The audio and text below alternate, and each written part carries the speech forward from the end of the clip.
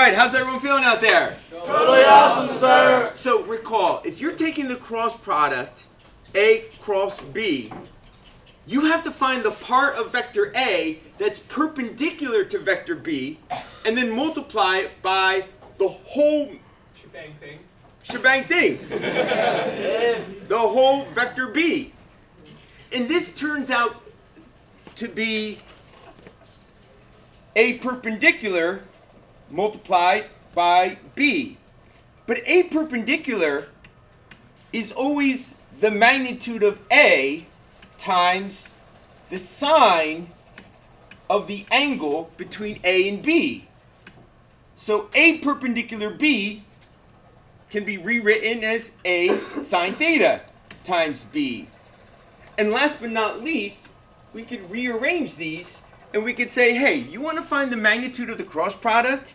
It's just going to be A times B times sine of the angle between them.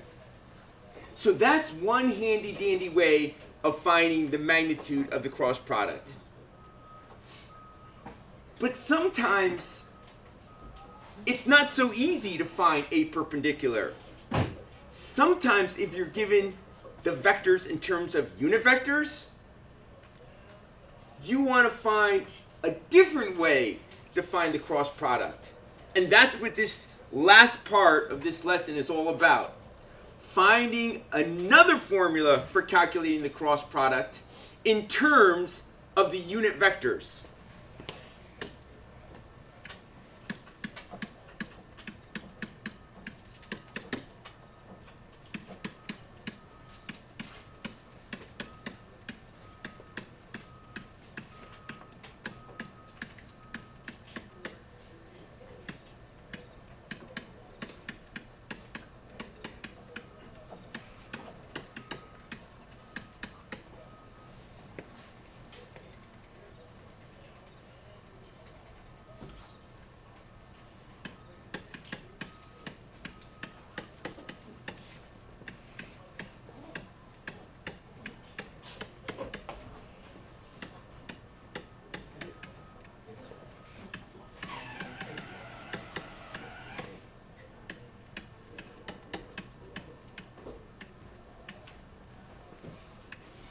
Now, I have to be honest with you.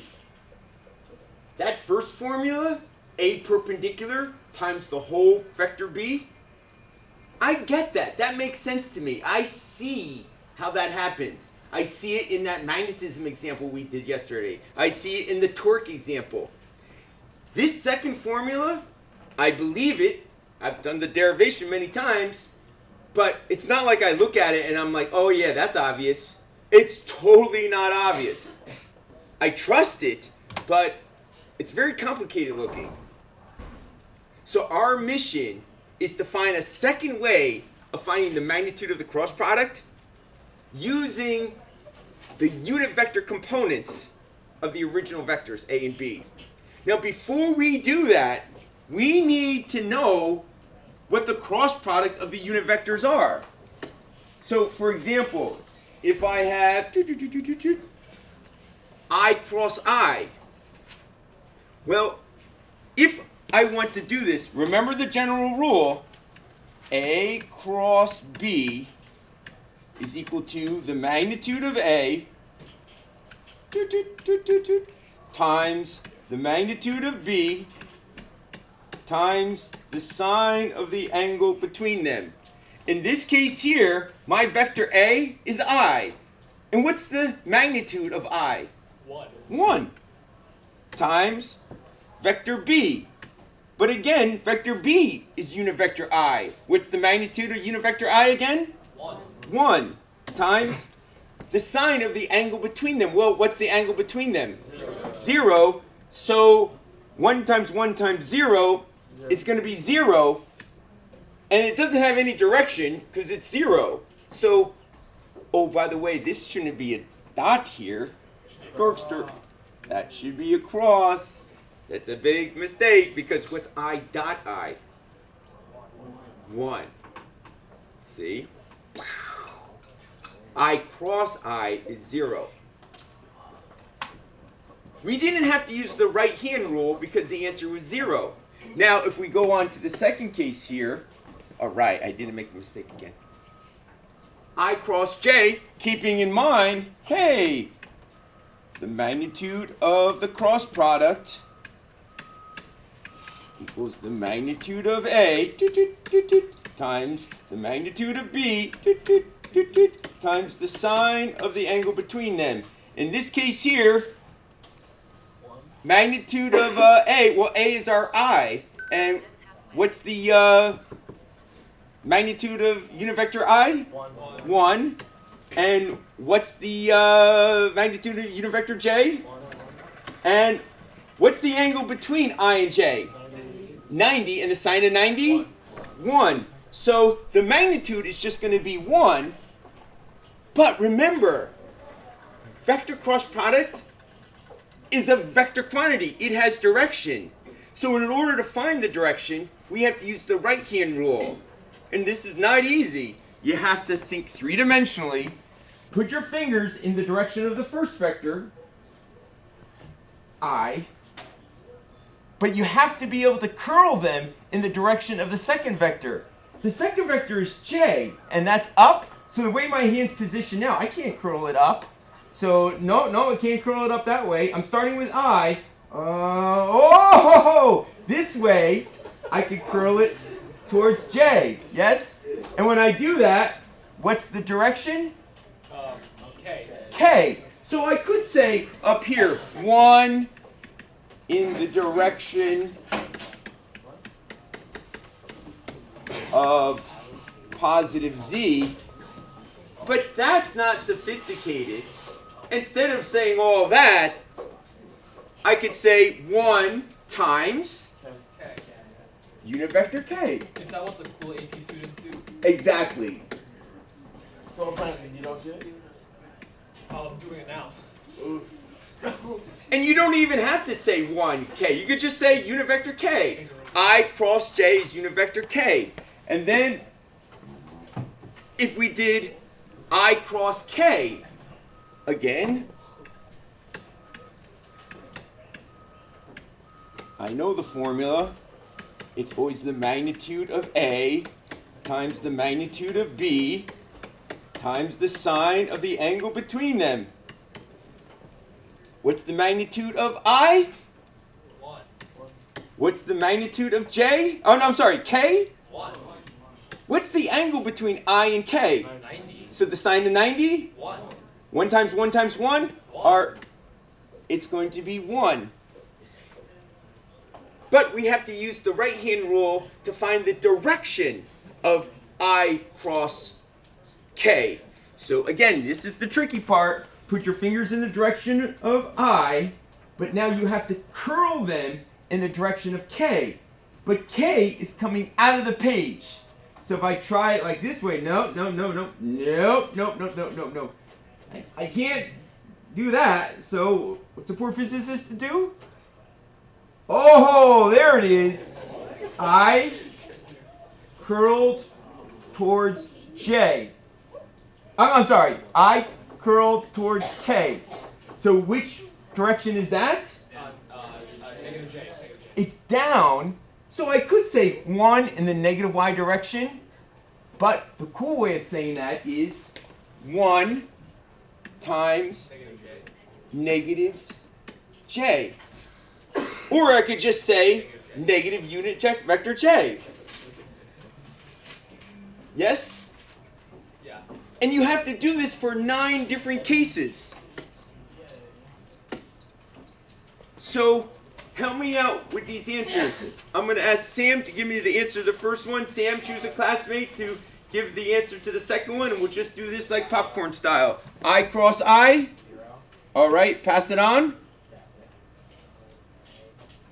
Pardon? Unit vector K. Pass it on.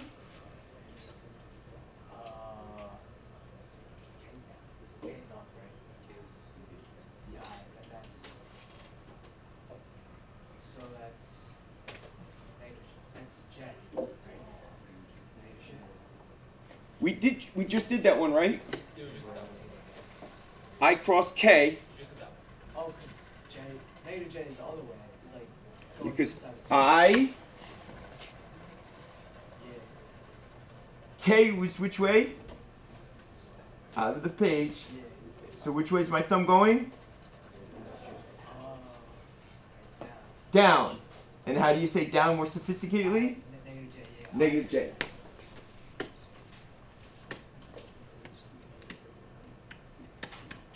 Pass it on, Andrew. Choose someone.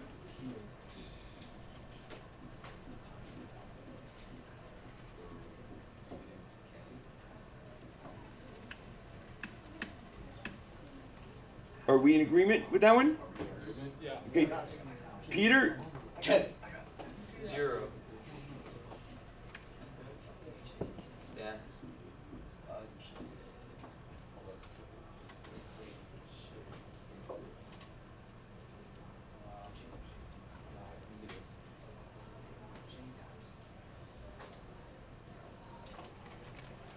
Would be I.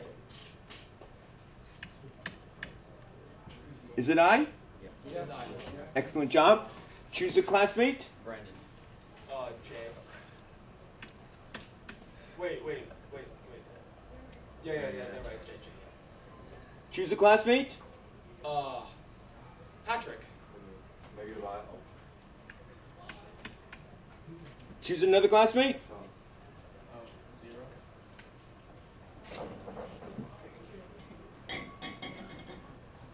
So once you know these, you can multiply, cross products with the components rather easily. So for example, let's say you had 6I cross 8J. And you're trying to find the magnitude of that. Yes? Well, we know that the formula for A cross B equals the magnitude of A times the magnitude of B times the sine of the angle between them. Yes? So in this particular case, our vector A is 6I. So what is the magnitude of 6I? 6. 6. And what's the magnitude of 8J? 8. And what's the angle between I and J? 90. And what's the sine of 90? 1. So what's the magnitude of 6I cross 8J going to be? 48, yes? But now we have to figure out the direction. And to figure out the direction, you put your fingers in the direction of I, yes? And you curl them towards J, which is which way? Up. And then which way will it be? K. So the answer would be 48K. Yes? Yeah. It's going to be this coefficient times this coefficient. And then you look at the unit vectors to figure out what this is going to be. Are you with me, people? Yes, sir. All right, so let's go for the big jalopy formula. Here we go. We have these two three-dimensional vectors, Oh, God. A and B. We've sketched these out in the past, I think, haven't we, or no? Yeah. So you don't really need to copy them down again. I just want you to have a visualization. We have vector A and vector B. They can be expressed in terms of their components and the unit vectors. And let's say we want to find the cross product of A cross B. Now, if you go to use that first formula, which everyone has like a gut understanding of, hey, you find the perpendicular part of A relative to B. It sounds pretty straightforward, but you know what?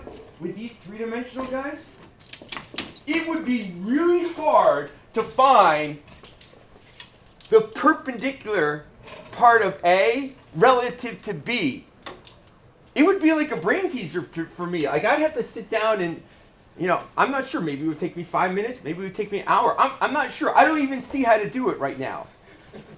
You know, it wouldn't be easy to find the perpendicular part of A relative to B.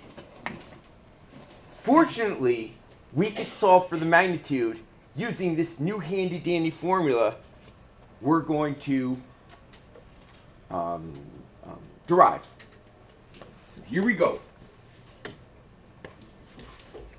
Vector A can be rewritten as AXI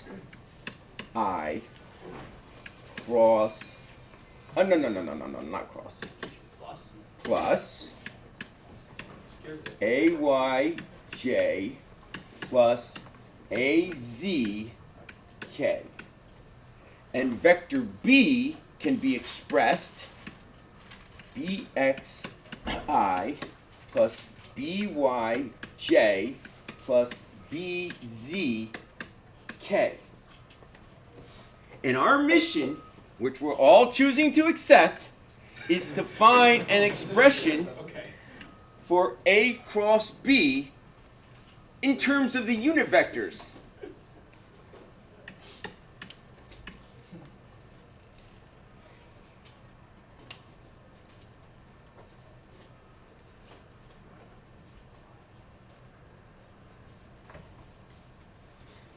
So we're going to have to write it out, do the FOIL, consider each case, simplify, and come up with a handy-dandy formula. And I'm telling you right now, it isn't pretty, people. It is not pretty. That sounds fun.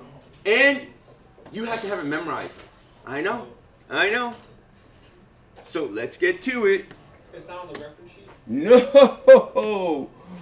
No. A cross B could be rewritten as AXI plus AYJ plus AZK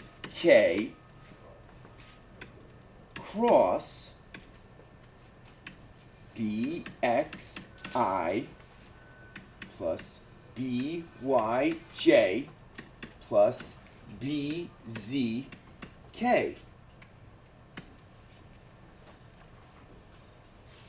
Now we have to foil it, or some people call it fireworks because it looks like this.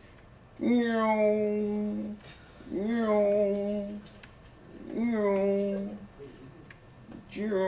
things are like zero.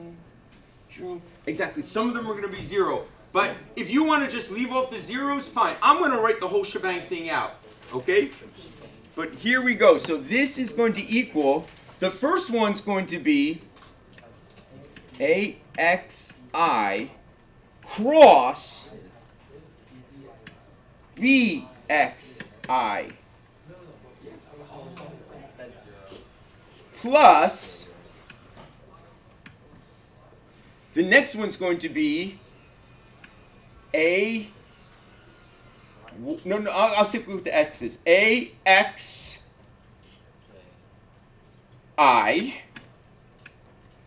cross BYJ plus, the third one's going to be AXI cross BZK. These are all cross products. 3 down, 6 more terms to go. Plus, what's the next one going to be? AYJ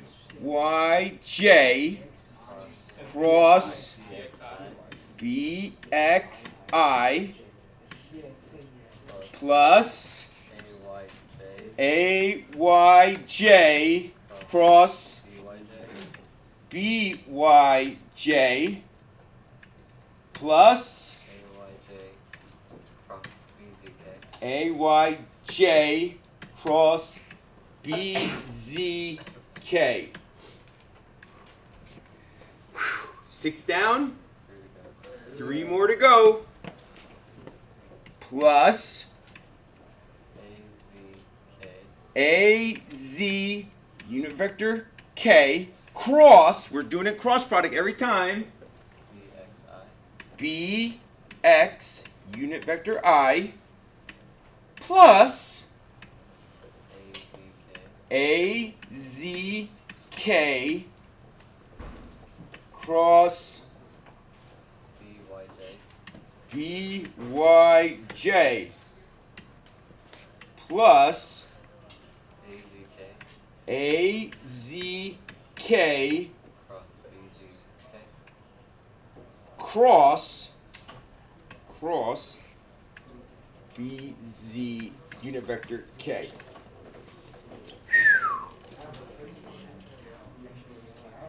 Now, which terms can we just like cross out right away? Jason, what's one of them? AXI across BXI. Yeah, these are gonna go, because I cross I is just 0. What else is gonna go, Julianne? Julia. AYJ cross BYJ. Yeah, bye-bye. And the third one, Starts with a B.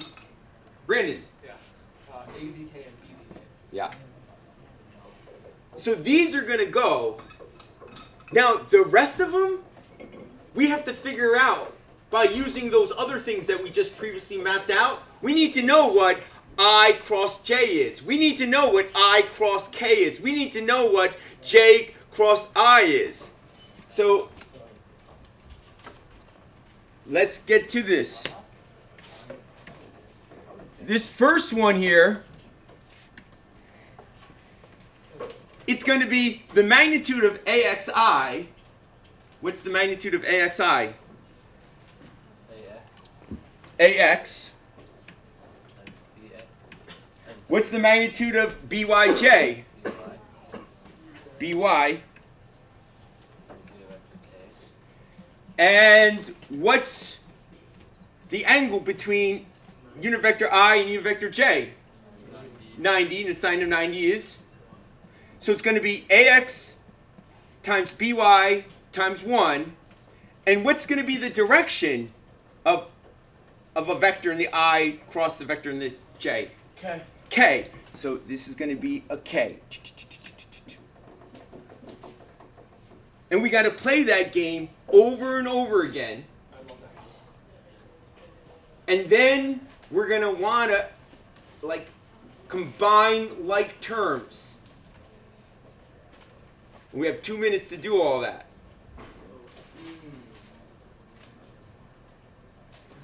I'm going to jump to the chase, people. I urge you to go through and figure out the rest of these. But if you did do that, what you end up getting is this handy dandy formula. A cross B is equal to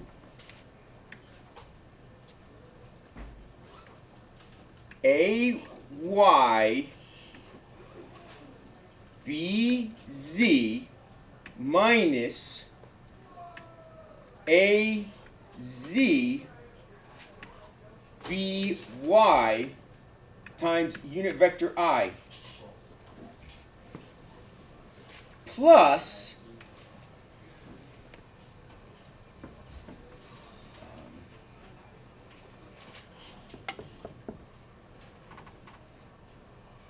BZ, no, sorry. AZ times, AZ times BX minus, AXBZ. no, BY, no, I'm sorry, A, AXBZ. AXBZ. A, AXBZ. AX,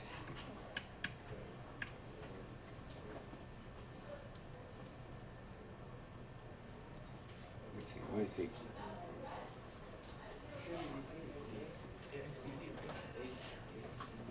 Here's how you have it. Hold on, we gotta finish this. Here's the trick to memorizing. I need to go back to this over here, folks. Watch. Where are my... No. Okay, here we go.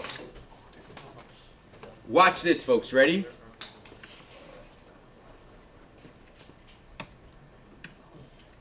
A cross B.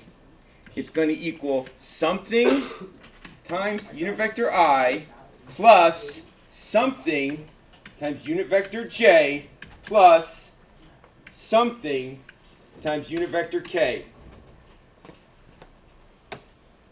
Here's how you memorize this, and I was trying to do it like in my mind. When you're trying to figure out what this is with the I right here, So what's the R up there? take your hand and cover the eyes. Yes? And look at these four right here, yes? It's always going to be this one times this one minus this one times this one.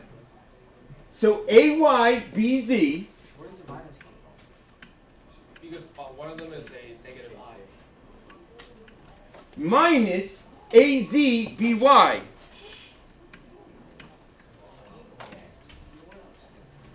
It's just the Now, for the J term, if I hide the J's, but you know what I have to do? I have to pretend this one's over here, because I always have to do the two to the right. So in my mind, I pretend AX and BX are over here, yes? So it's going to be AZ times BX minus AX times BZ. AZ times BX minus AX times BZ. And one last time, if I want to find K, I hide K like this, yes? Yeah. It's going to be AX times BY Minus AY. minus AY times BX. So AX times BY minus AY times BX. There's a cross product practice sheet, and I want you to put that in your class notes. If you need extra help, I'm here early Monday morning. So is this how you want it